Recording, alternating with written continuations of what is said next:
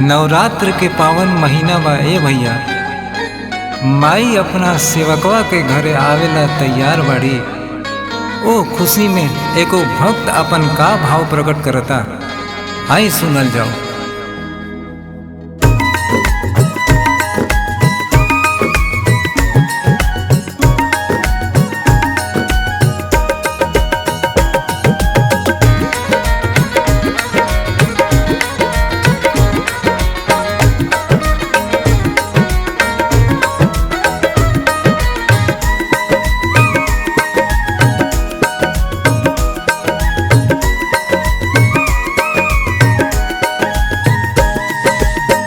गह गह करत धरती गगनवा, चारों ओर बजत माई के भजनवा।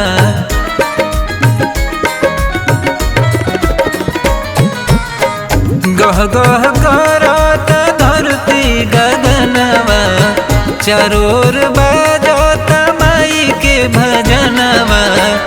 भक्ति में सारा संसार होखता, माई आइली नगरिया सेवकवा के, देख जय जय जयकार होखता। माई आइली नगरिया सेवकवा के, देखो जय जय जयकार होखता।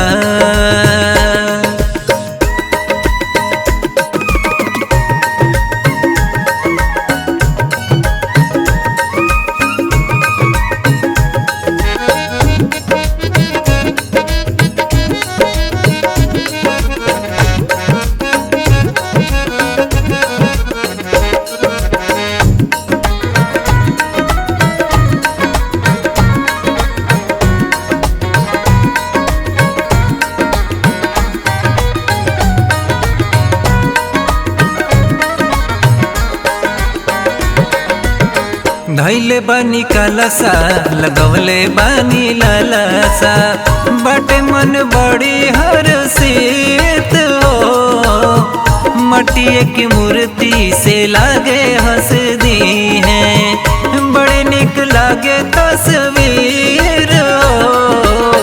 धैले बानी कलसा, लगवले बानी लालसा, बटे मन बड़ी हर्षित हो।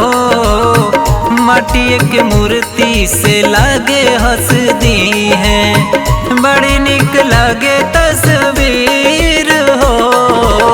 चारों ओर भीड़ अपरंपार होखता, माई आइली नगरिया सेवकवा के, देखो जय जय जयकार होखता। माई आइली नगरिया सेवकवा के, देखो जय जय जयकार होखता।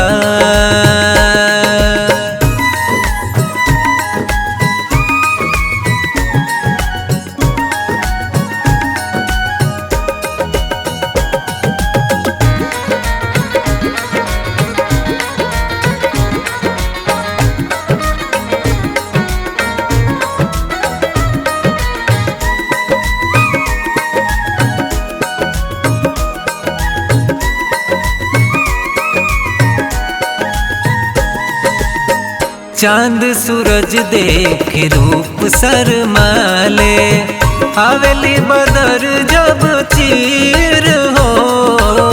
ऋषि मुनि करेले वेद के उच्चारण, देव तो झुकावेला लोग शीस हो।